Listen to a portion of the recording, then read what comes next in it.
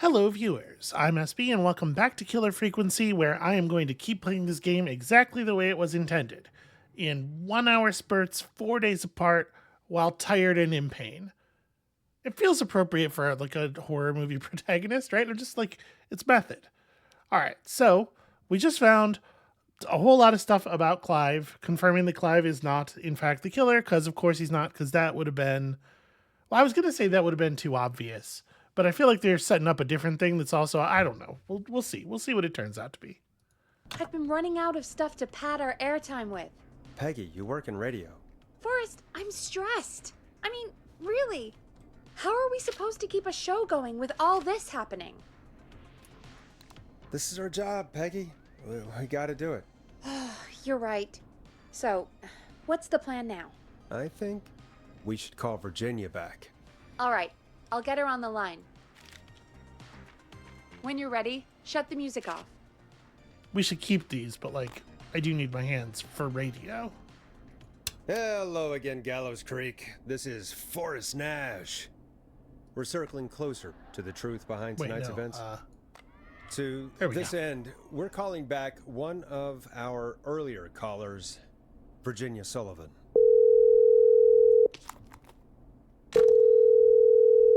Fredman Plunker here. Who's this? Is it you? Goose. Plunker, hey, it's the radio man, Forrest Nash. Radio man? What's up? Solving mysteries, saving lives. The huge. Right on. Plunker, what are you doing at Virginia's house? She asked if we could stay to keep an eye out for that whistling turd. So we're hanging out, bro. This seems like a good idea. Well, that's big of you, Plunker. No, it's nothing. Can I speak to Virginia? Sure thing, radio man. I'll just go get her. Who is this? Hey, Virginia, it's Forrest. I'm glad you're still okay. Oh, Forrest. Sorry, I'm still jumpy. I can't blame you. I'd be jumpy too. I'm so sorry this happened to you, Virginia. I thought I was. I thought... Easy. We're not calling to talk about earlier. We're calling because we think you can help us understand why this is happening tonight. Me? What would I know? Well, can you think of any reason why you'd have been targeted? No, I don't think so. All right. When you were attacked earlier, you mentioned a name. Clive. I don't know what I said then. I was petrified, Forrest. Clive's the janitor at our station, and we know you spoke to him in the past. Forrest, please. You don't know what you're doing. He'll come for me. Virginia, it's okay. Clive won't be coming after you. We think Clive's dead. Dead? But isn't he? He's the whistling man. I mean, actually, he totally could be, right? That happens in horror movies. Why are you so certain Clive's the whistling man? Because all those years ago, It's okay, Virginia. He's gone. We found evidence to suggest well... And we found your autopsy reports for George Barrow. How?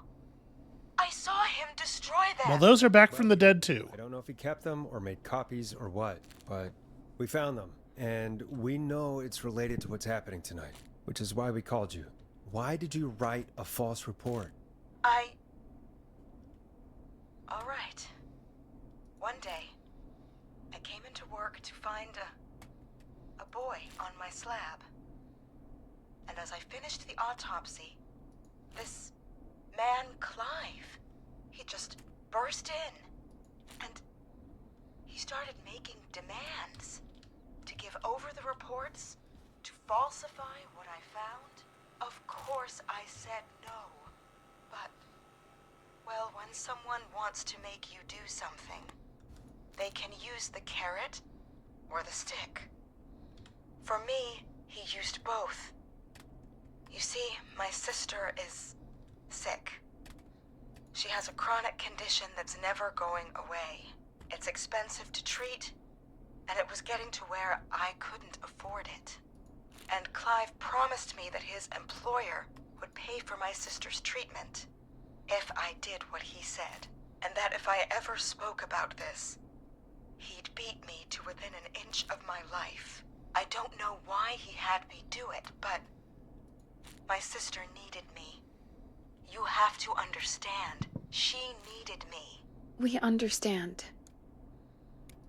Thank you, Virginia. That was brave. God, I just want this nightmare to end. This will help end it, Virginia. Thank you. Stay safe, Virginia.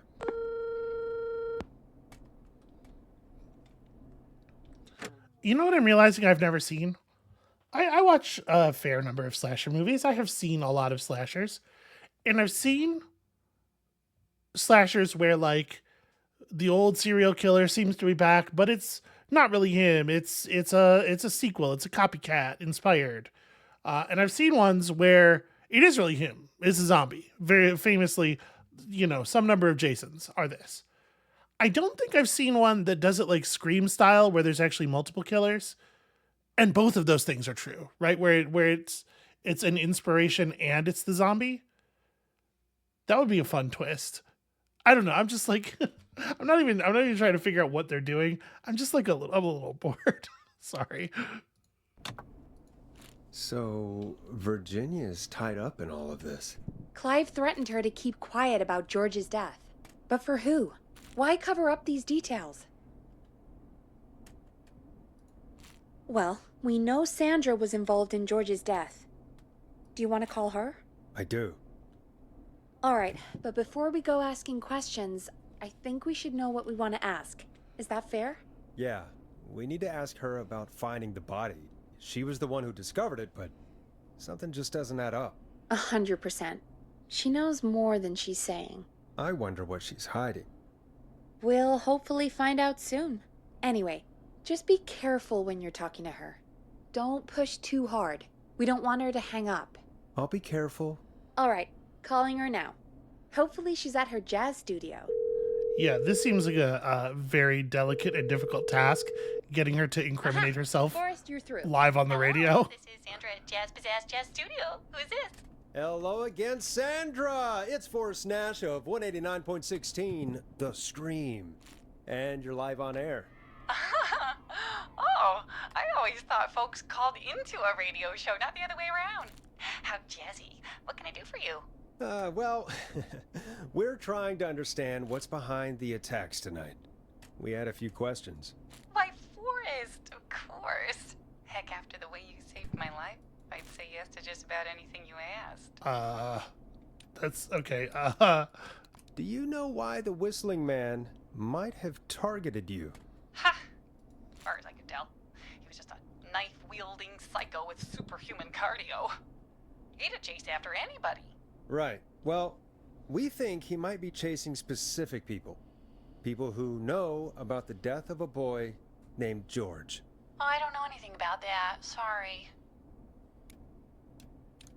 Sandra, we know you found George's body. We have the police report. I don't know what you mean. Like, here's the thing. I really don't know. How would we... When you see this kind of thing done in a movie or whatever, generally speaking, and first of all, there's not a massive live audience of every person that the one being questioned knows.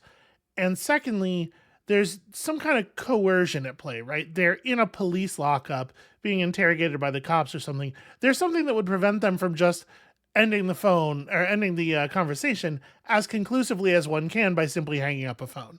So I really, really don't know how to approach this in a way that's not going to make her just be like, yeah, actually, fuck this the moment we put any kind of pressure on, right? This is the thing that's like, we just kind of have to figure out what it seems like the developers want, because there's no way to make this make sense in the game world, and that's a little rough. So anyway, back to trying that. I'm soothing her. It's okay, Sandra. We know. You do? You know about? Yes. Of course. This studio is my life. After I found the body in the river, I couldn't lose my studio. Do you understand? I guess the idea is she thinks we would say it anyway, or... I don't know. I'm going to keep trying to be gentle with her for the moment. Sure. I understand. When the rent just kept going up, he said he'd stop if I just needed to keep quiet. And everything would be okay. We don't want to say who was he, because that gives away that we don't know what we're talking about. You covered up the murder of a boy for a dance studio? Whoa. Shit. Fuck. Can I tell you, I misinterpreted what was going to happen there. I thought that was like, I can't believe he did that to you. That's so low of him. Commiseration. But what they meant was shout at Sandra in a way that doesn't make any sense to do and shouldn't even be one of the options on the menu. And I'm pretty annoyed by that, actually. That's such a fucking, like, it's such a trap option, and it's worded in an ambiguous way, so you're not sure what you're saying. And I hate it in games. I've complained about this before. I hate it in games when there is dialogue on a button that makes you say something, and the thing you say isn't the dialogue on the button. Like, if there's a larger line attached to it, put the whole fucking thing on the button. It is ridiculous that there is such a level of disconnect between my intent and the character's intent when I'm supposed to be playing the character, you know? Low, Sandra. Yep, that's gonna ruin everything. Oh, look at the time. It sure is late. I have to go. I'll drive home now, or just drive. I'm sorry. Very annoying. Well, I might have gone a bit hard on her. a bit? All right. Let's just move on. Well, folks, if anyone out there has any thoughts on what's going on tonight, please call in. That's good timing. We've got a call waiting just this second. I'm especially annoyed about that because it does kind of seem like there are elements of this that are building on other, like, you know, saving Sandra is necessary to have a phone call with Sandra later to figure out what she knows. Like, I'm a little worried that we may have just lost access to something more important than the stakes of that conversation in the future. But also the stakes of that conversation, I think, were pretty significant, and it really fucking sucks. I saved 3 seconds ago. I should have, like, reloaded from the autosave as soon as I saw it was railroading me. It's such a frustrating way to lose a narrative line. Welcome to 189.16 The Scream, with me, your host, Forrest Nash. Hi, Forrest. I know this is really out of the blue with everything happening tonight. But I wondered if you could send a special birthday message to my uncle. Is it about pizza? You want to do that now? Really? Why? Of course now. It's his birthday. I won't have a chance to do it again until next year. May as well, Forrest. Fine. What's his name? Thank you, Forrest. He's my Uncle Ronnie. Mm-hmm. His first name's Peter, but he never liked his name. But since he always had salt and pepper hair, even as a kid, can you believe it? Folks always called him Pepper. Thanks for the history lesson. Is there anything besides happy birthday you would like to say to Mr. Pepper? Oh my god damn it! Yes! Tell him he can get the best birthday deals and party packages here at Putney's Pizza. Starting at just... You son of a bitch! Stop calling us! God damn it, Peggy, this is your fault. That part's working My on me, though. fault? I said I didn't want to do it. Don't blame me because Brian Ponte can't control himself. Ah. Don't worry. We've already got another caller on the line. Just pick it up, okay? It's almost like Brian Ponte has some kind of uncontrollable condition that makes him just say things over and over again. This is 189.16 The Scream. I'm Forrest Nash. You're on the air, caller.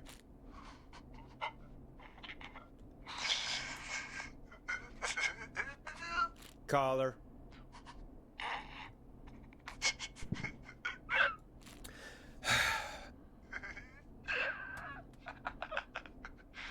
Ponte? Ponte!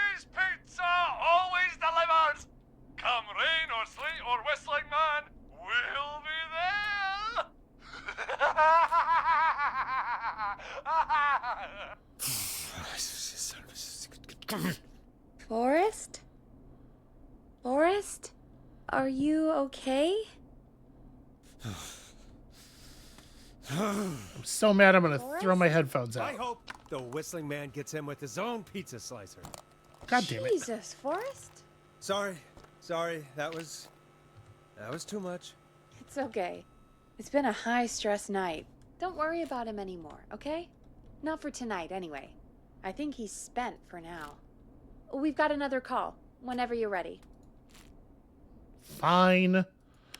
Folks, don't spend your money at Pawnee's Pizza. That's all I'm gonna say about that. Moving along, I'd like to welcome another caller to 189.16 The Scream. With me, Forrest Nash. Who may I say is calling? Well, hello again, Forrest. Dawn. I bet I know why you're calling. I'm sorry I didn't play your song. There's a lot going on. But please? Never mind that now. First, I'm calling because I need your help. Are you in danger?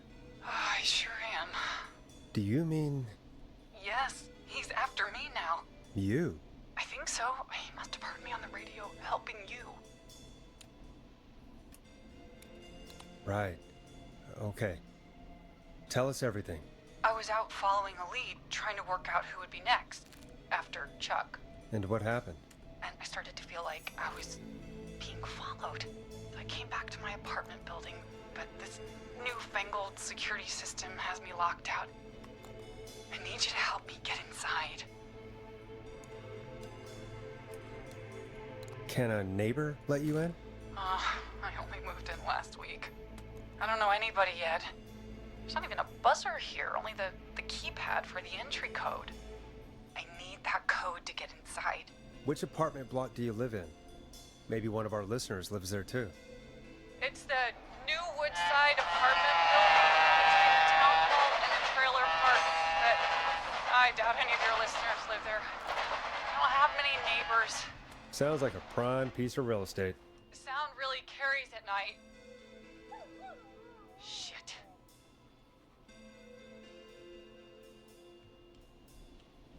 That's right. I can't talk unless I'm over here. This is where the microphone is. That makes sense. Is that a neighbor's dog? Yes, it is. Boy, I wish he'd muzzle that thing and... Oh.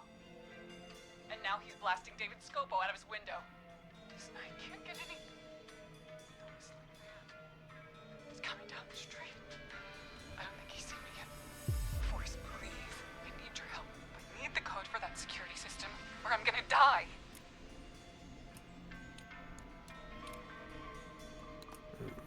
What's your neighbor's name?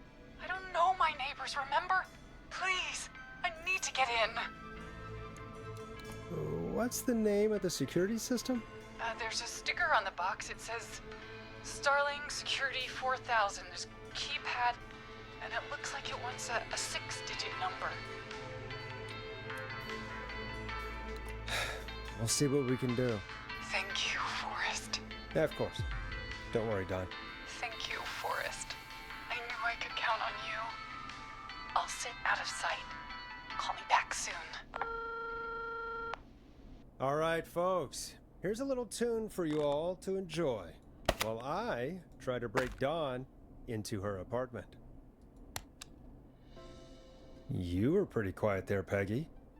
Forrest, was it just me, or was there something...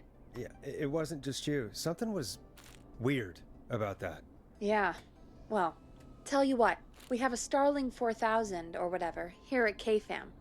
Clive bought one for the station. Maybe we can find something to help.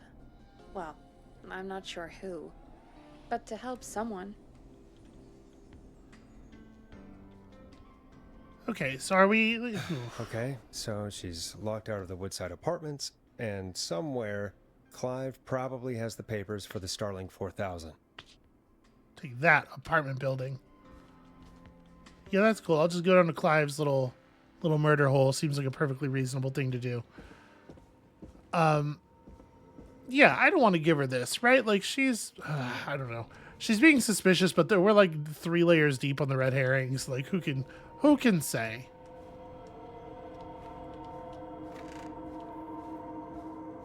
it may well be the case that she is trying to get in to do something to someone. I remember where I'm going. Who says I don't? Here we go. We reckon Clive has the papers for this security system around here somewhere, do we? I think that's a bit of a weird jump, but all right. I guess in his room full of security garbage, or order delivery form. Starling must have left this by accident. This system's not even installed at Woodside.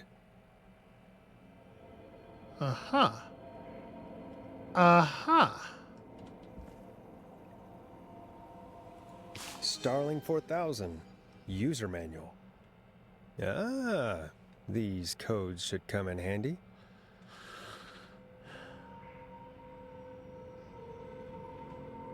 Sequential key depressions must be made within 4 to 5 seconds of one another. Be sure to observe this precaution when performing any of the procedures. If you make a mistake while entering a code, stop, press star, and then start over.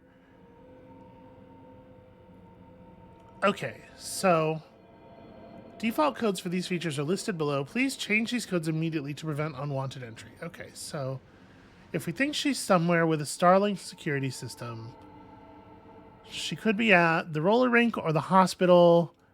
The gas station is not there anymore, right? Like, that's not a concern. 17th of September. It's earlier than that, right? We have a calendar upstairs. I believe it's like the 7th. Just walking through the jump scare hallway, completely focused on what I'm doing here, paying no attention to my surroundings. Seems like the safest possible thing. Listen, they can only, it's Roger Rabbit rules, right? The killer can only jump scare you if you're anticipating it. If you're just like fully disconnected, then it's whatever. All right, so before we go in there, does this have anything else on it? It doesn't. I mean, I don't want to give her the code, right? I want to give her, I mean, we'll give her a code. What was that? Does it say? It doesn't exactly say the date of the installations on the 3 that were actually done, right? So I guess we're just going to assume they didn't change the codes, because if they did change the codes, we're pretty fucked. So I guess we give her the alarm test code.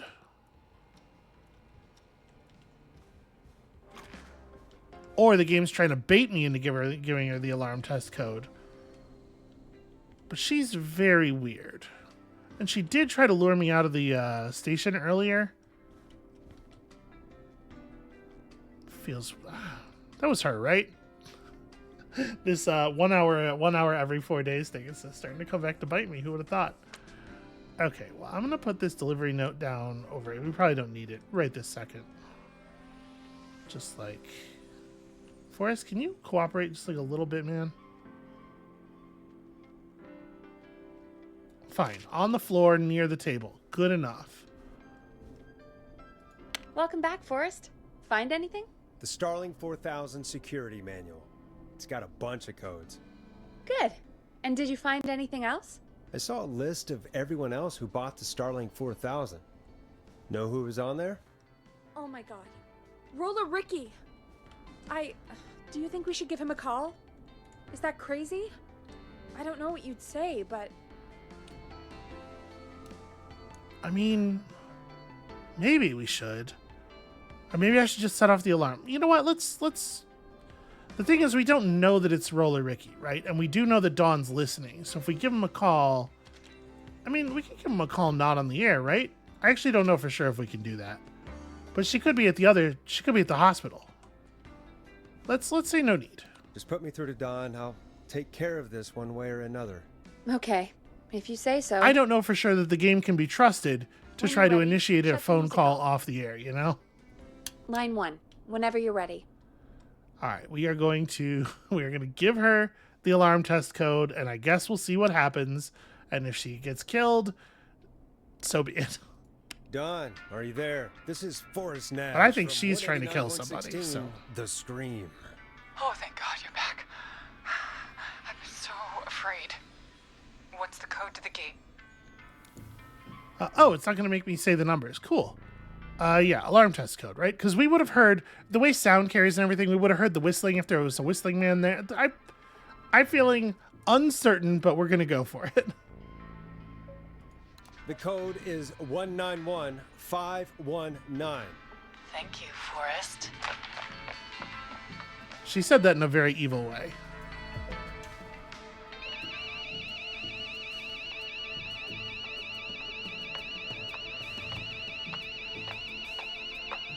Son of a bitch. Ah!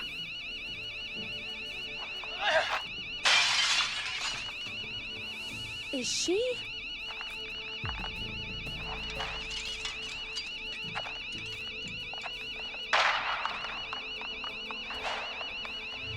Yeah, stay out! Nobody disrespect the sanctity of the ring! Don't ever come back here again! I'm calling the cops! Thank God. Hello? Is someone there? Ricky, get back inside and turn on the radio. Whoever that was, she was trying to break into the ring. She? Forrest, man, you got no idea. That was him! That was the whistling man! The alarm gave me just enough time to get my rifle. I don't like hurting folk, but I can't let anything happen to Maxie. He's my best friend, you know? Listen, man, I'm heading back inside. Gonna barricade that window. My man, thank you. You and Peggy can skate for free whenever you want, forever. That's a done deal. Thanks, Ricky. Can't wait. You got it. Talk to you soon. Okay, Gallows Creek, here's some music while we process what just happened. So, the whistling man is a woman? I should be able to talk to Peggy. Whatever, it's fine. I had my suspicions. Yeah, sure, Forrest. You just never mentioned it. She called up. You spoke to her multiple times. I mean, I didn't. Until this call where she, she gave us all the information we needed here. I thought she was just regular Gallows Creek Strange. Really, Forrest? Why do you think she requested that song? To get me outside? Maybe, but how? She didn't know the song was outside to start with. That's right. Oh, yeah. She never actually attacked me out there. So? I mean, maybe she What just now? actually likes the I song. guess I should make an announcement. We do have new info. Okay, kill the music and you can make the announcement. Okay, you're live in 3, 2... Hey folks, this is Forrest Nash here. I hope you're all safely locked inside. For those of you listening to that last call, you might be wondering what to make of it all. Here's our take. We now believe the killer is actually a woman. One who might manipulate you into letting her in before she attacks you. We're neighbors. Look out for each other and stay safe. The killer was calling themselves Dawn. This could be a fake name. If anyone needs help or you have info on the killer, please call in. You folks have my new number, right? It's 911. Hopefully, our next caller can help shed some light on our killer. Hey, we had a call come in. Okay, folks, time to take a call. This is Forrest Nash, and you're listening. Please help me. My name is Casey Moore. I'm at 25 Nancy Drive. My best friend's been stabbed. He's bleeding everywhere. I don't know what to do. Please help me. Well, tell him to cut that shit out. Somebody's been stabbed? Can you tell me what happened? We'd been out at the reservoir. We were heading back to his place when we heard this whistling all of a sudden. He just started freaking out. He screamed at me, told me to hide. I'd never seen him like that, and I just panicked and ran and hid in a bush. Oh no. Forrest. Then what happened? He went up the road and talked to someone. I couldn't really hear or see anything. It sounded like he might have known the person,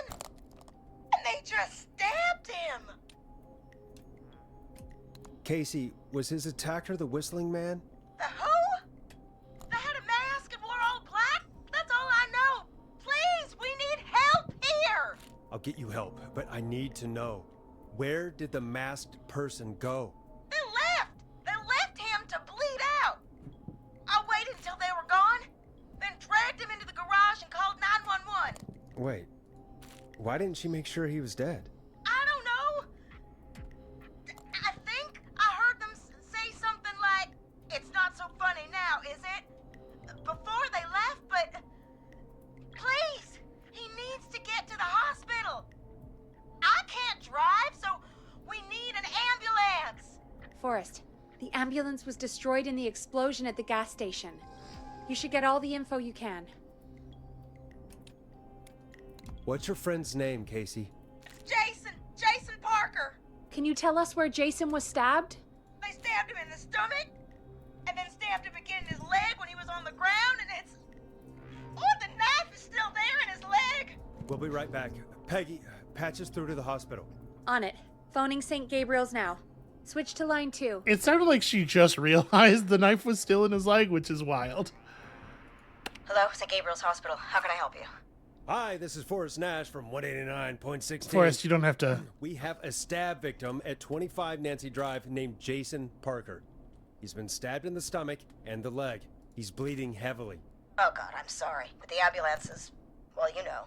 I know, but please, we need something or he's going to die. Forrest, listen, you're going to have to get him here. We need to see him, and we can't get there ourselves right now. We don't have any way to drive him right now. And even if we did, he's bleeding out fast. All right, listen. We need to buy him time to get here. That means stopping the blood first, and then finding someone to stabilize him. To stabilize him, you really need someone with first aid training. Do either of you have any? No. Me neither. Damn it. I'm really sorry about this, but I have other patients who can't wait. All I can do is talk you through the procedure as quick as I can, and then leave the rest to you. You think you can handle that? Hit me. I'm sure we can handle it. Okay, from the top. If he's bleeding out, then you need to get him comfortable and try to stem the bleeding. Lay him down. Apply continuous pressure directly to the affected areas. When the bleeding slows, get a clean cloth of some kind and hold it over the wounds. Get them comfortable. Apply pressure. Clean cloths when slowed. Got it, I think. You said he was stabbed, right? If the object he was stabbed with is still in him, don't take it out. It's stopping the worst of the bleeding right now. If anything, you should secure it so it stays where it is. I wouldn't have thought of that. It makes sense, though. God, that was a lot of info. It wasn't. But I think we can handle this. Glad you got it so far, because there's more to go. I'm still with you, Doc. What else do we need to know? If he's lost a lot of blood, he may enter shock. If he does, act fast. If you applied a cloth and it's bleeding through, don't remove it. Just apply another on top of it. If it's safe, elevate his legs to get blood circulating to his vital organs. Try to keep him warm. Get him to rest and reassure him. We need the patient to stay calm. All right, don't replace bandages. Elevate his legs. Keep him warm and calm. This is a lot. I'm really sorry. That's as much as I can give you right now. Try to stop the bleeding. Find someone to get him stabilized, and get him here as quick as you can. Good luck. All right, Forrest. Casey's still on line 1. Hello? Hello? Forrest, are you there? I'm here. How is Jason doing? Badly. He's still bleeding. I need help. I've been putting pressure on his stomach wound since you left, but he's still bleeding. I don't know what to do. That's good, Casey. The nurse said to do that. What about the knife in his leg? It's gotta be hell. Should I pull it out? No, don't touch the knife. The bleeding will get worse if you pull it out. Are you sure? I'm sorry. I'm gonna stop making suggestions. No, don't worry, Casey. We're a team here. We're all going to get Jason through this. Casey, is his leg wound bleeding right now? I hate looking at that knife. Yeah. It's bleeding. His stomach is worse, though. It's probably best we secure the knife, but, like, here's my problem. She only has so many hands, right? We were told explicitly to secure the knife. And so I am worried that if I don't do that, the game's gonna, give us invisible demerits, invisible progress toward his death. But she shouldn't do it right now. She should continue keeping pressure on the stomach wound, right? There's no way she can secure that knife with one hand. This is the thing where, like, both of these answers are right or wrong depending on what the developer thinks is happening, and we just have to guess what they're thinking. We were told to secure the knife. I'm gonna say secure the knife, and we're gonna hope that they're just not thinking about it, like, not thinking about modeling it complexly enough to think about what this would do with his stomach. I think we need to secure the knife so it doesn't move around. Do you have anything you can tie around it? Yeah. There's some laundry piled up on top of the dryer, some cloths on the hood of the car, and what else? I guess I've got my jacket. Well, we probably want the rags. The laundry on top of the dryer is probably clean, right? Because it's on top of the dryer. That's a bit of a guess. The cleaning rags. So if they're cleaning rags, they might be clean, but they might have, like, cleaning products on them, right? They might have been used for cleaning. So I guess use your jacket. I don't think we want to use the jacket for the other steps, so... Sorry about this, Casey. I think it's best we use your jacket. Oh, no shit. Less likely to We want the through. jacket to keep him warm. Just a jacket. Give me a second. Whatever. Laundry is good for that, right? I'm sorry, Jason. It's secure. I'm putting pressure on his stomach again. Oh, I'm starting to think we might make it. Forrest, can I have a word? Casey, I'm gonna have a quick word with Peggy. Keep putting that pressure on and let us know when the bleeding is under control. You're doing great. But what if something happens? We'll still be here. Just shout if you need anything, and we'll be there. I promise. Okay. I'll wait. Jason, please be okay. What's up, Peggy? We can't stay on the line with her all night. Dawn is still out there. What if other people need us? You're right. She's probably on her way to her next target right now. Exactly. And you heard the nurse. We need someone there with training who can stabilize him. He's got to get to the hospital somehow. Any suggestions, Peggy? I might. A little before you started working here, KFAM did a mandatory first aid training course. Me and Karen missed it because we were away on a producer getaway. You skipped it, didn't you? Never mind. So, how does KFAM's first aid course help us? Casey said they're at 25 Nancy Drive, right? Yeah? Why? They put up a bunch of cheap houses around there about 10 years ago. So a bunch of people here at the station live around there. Do you think any of them could help Casey and Jason? Probably, but I don't know who lives there. And since I missed the training day, I don't know who knows first aid. Could you call them and ask? I don't know everybody's numbers. I've only ever called Karen. Everybody's personnel info is probably in Reggie's office. Got it. I'll look through their files in Reggie's office. It's a life or death situation. I'm sure they won't mind. Right. But there are a couple of problems with that. Naturally. It's sensitive information, so Reggie probably locked it in his safe. Great. Great. Do you have any idea what the combo for the safe could be? Not a clue. Reggie's a serial note-taker, though. Maybe something in his office will give it away. Right. There is something else. I'm not gonna like this, am I? Have you ever heard, "The future is floppy"? Peggy, what the hell are you talking about? I'm talking about floppy disks. Floppy disks are like these futuristic things that have information on them. You put them in a computer and they do something. Peggy, I know what a floppy disk is. Anyway, Reggie decided that the future is floppy and started phasing out our physical records and replacing them with these floppy disks. I imagine it's the same for our personnel files. That's good to know. Since we haven't heard anything from Casey, I'm guessing Jason's okay for now. I'll check out Reggie's office and see what I can find. You'll need a key for that. I'll just slide it under my door now. Thanks, Peggy. Thanks, Peggy. You're being just have to look so around. incredibly helpful. Come on. Good. I'll patch my mic down to the office, so you'll outside. hear me over the intercom. That sucks. That feature really sucks. I understand why they would want something like that to be in place, but like... I'm not getting in there tonight. Oh wait, Reggie's office is the door in the other hallway. But like, they need to just take it down when it's time to take it down, you know? Like, I don't understand how they're so bad at that.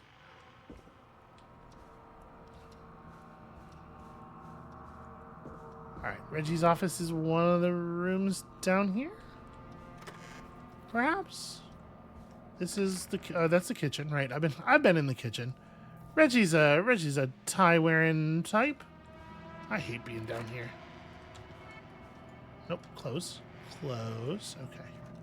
Like that's gonna give me any safety at all. Well, Reginald Scott took the first aid course. Did y'all hear? No, probably not. It's probably not. Looks like I need a 4-digit code. Why would he write down his Okay. A date that's very important to Reggie. Well, certainly here's a date. 1308. Where's this? Where are we?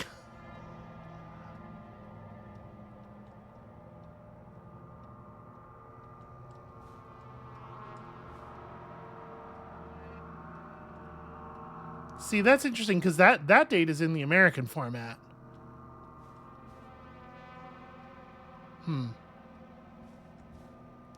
Okay, so he's got interesting taste in films. Clive, if you're reading this, stop stealing my Post-it notes.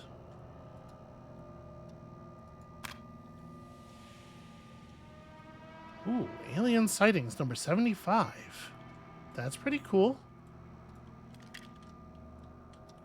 Kind of wish we were dealing with that sort of stuff a little bit more. Okay, he was writing spec scripts for that Axe film series. Okay, nothing to move around there. Just trying to see if there's anything else with a date on it around here. Trying to be a little thorough. Ask Jeannie where those tapes are. It's been weeks now. Okay, so...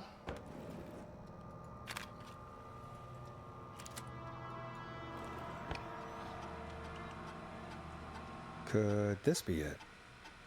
Deep cuts, top secret. Pizza delivery killer who kills with a pizza cutter. Free slice on me. Shouldn't he say free slice on you? I think that's... I don't need to punch up this guy's garbage script. What am I doing? Terrifyingly, there is never any pizza. What happened to the original delivery guy? Maybe write him in as the final girl's boyfriend. Protagonist is college student Megan, surname to follow. She's smart, beautiful, resourceful, and lactose intolerant. Amplifies the divide between her and the pizza killer, sure. Takes place on 1107, very important date for the town. Great Goose Gathering, event where a large number of geese appear suddenly and save the town from starvation. Try to link this into the greater story. Kill off Megan's support network throughout the movie, like Acts 3, but even scarier. Maybe partner with Ponty's Pizza for the launch. I don't know if you can trust. Oh, there's a button for... Okay, well, that's also fine. 1 in 10 orders just receive a pizza cutter and tickets to the movie. Yo, I get what you're going for there. People are going to be so mad if they order a pizza and you don't give them their pizza. That's the whole disc, huh? It's just that?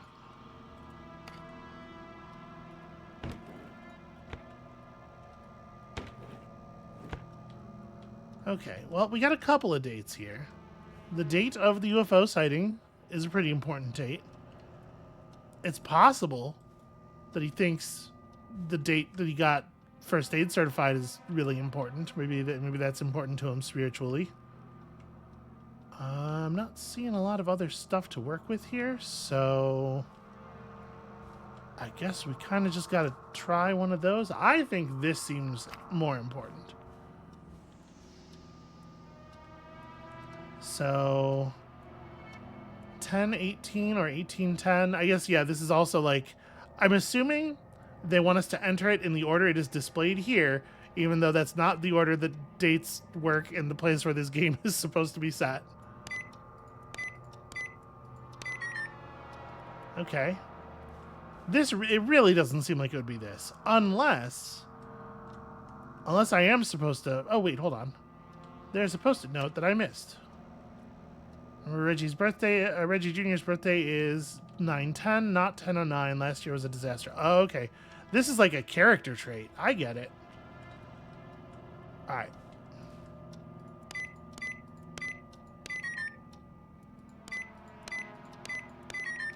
Darn.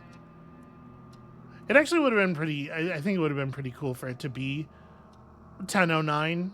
For it to be like he tried to make it, you know, the birthday of somebody who's close to him, somebody that matters, but he is used to writing dates in the other format, and so he did that with the save code.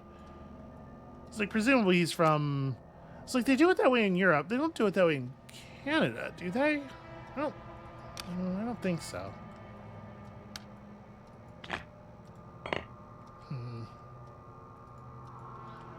Well, I gotta be honest with you. I guess we're gonna try this. Hard to imagine he would consider this to be an important date. And then also the other way, of course.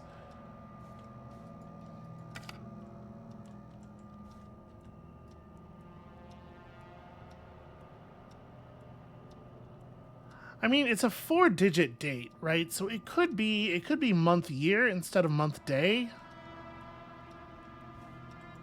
Maybe. It feels to me like I haven't found the right thing. None of these are obviously the jump out date to me, so maybe I need to...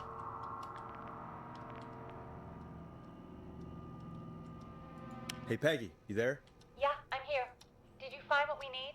I can't figure out how to get into this stupid safe. No worries. We still have a little time. Reggie writes almost everything down somewhere. I'd recommend you start reading. I'll have a look around. You're probably right. I'll let you know when I find something, or don't.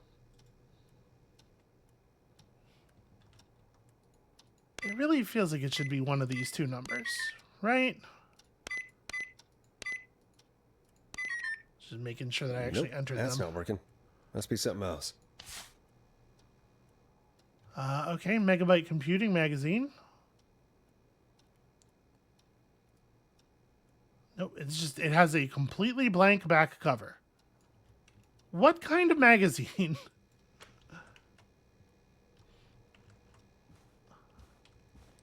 Hold on. There weren't any dates on his script, right? No. Could this Oh, be? well, it takes place on 11/07, very important date for the town. It literally says very important date right there. But you know, it's like a fake important date. Nice! Fucking goddamn it. Alright, hold on, let me put this down.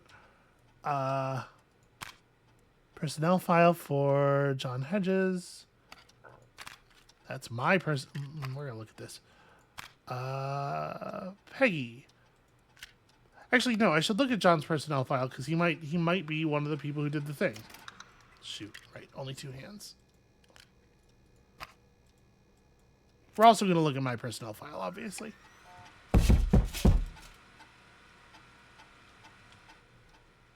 Hey, Peggy, you there? Yeah, I'm here. Did you find what we need?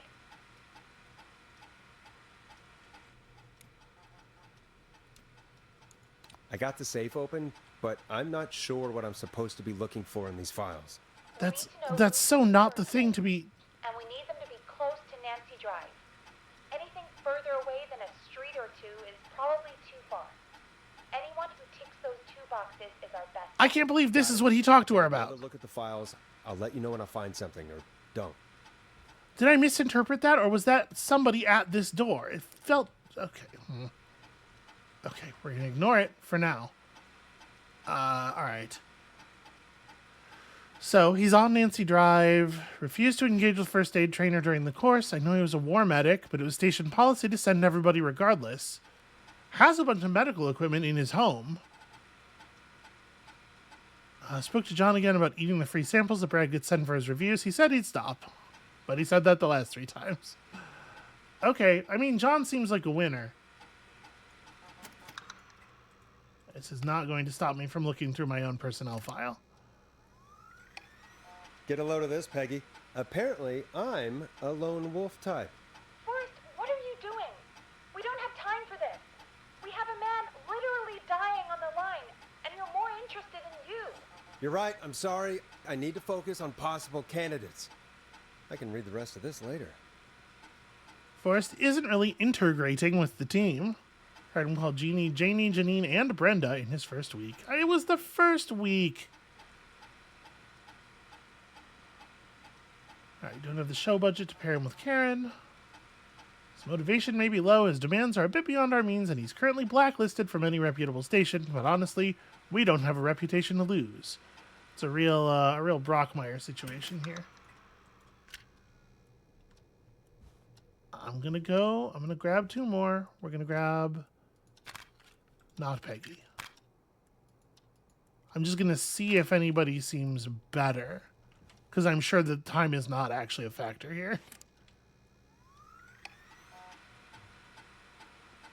Brad lives on 31 Axedown Lane, which is a horrible way to name a street.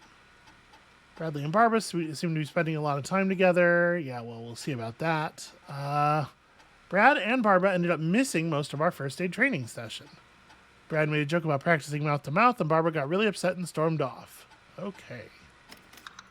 Brad and Barbara, not winners. What about Karen? Karen lives on Nancy Drive, stepped up her duties. She's mentoring Peggy. Starting to suspect that these producer training getaways are being strategically timed. They've now missed Secret Santa, first aid training, and the Teddy Gallows Jr. station visit. Unbelievable. So yeah, still John, looking like John. That's right, I should have remembered that I didn't need to check that disc because Peggy told us. But also, we're just going to grab this real quick.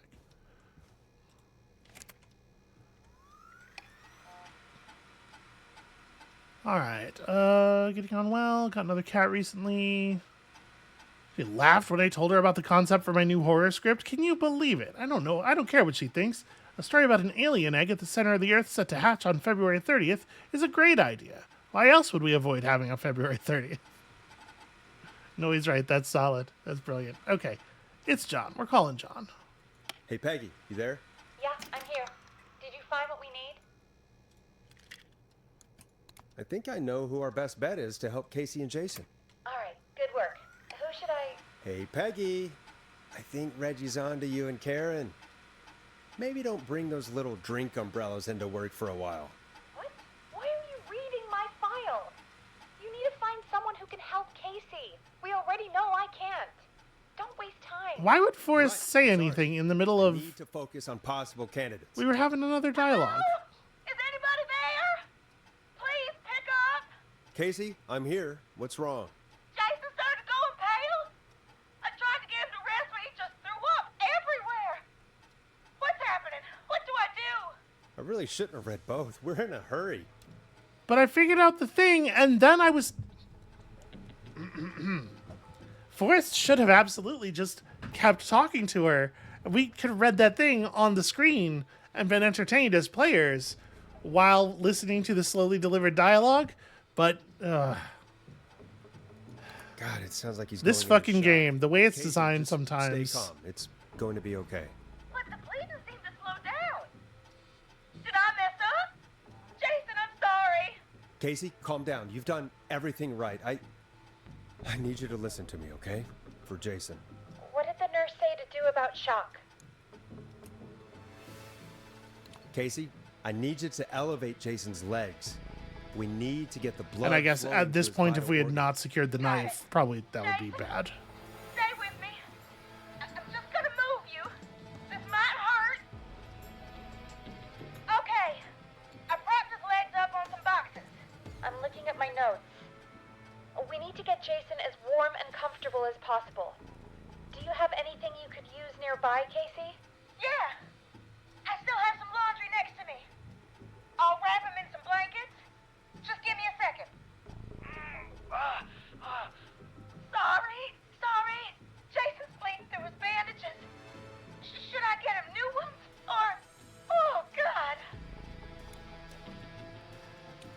Don't remove the bandage. Apply another one on top of it. Do you still have something you can use? I'm using the laundry to keep him warm, so I'll use the cleaning rags on the car. They don't look dirty. I'll fix his bandage and get him warm. Hold on, please. Here's where we find out how clean those were. Sorry. I'm done. You're gonna be okay, Jason. Just relax now, okay? Boris, I'm scared. He's not doing well. Is he gonna... Casey, I need you to be strong for Jason. Sit with him and reassure him that everything's gonna be okay.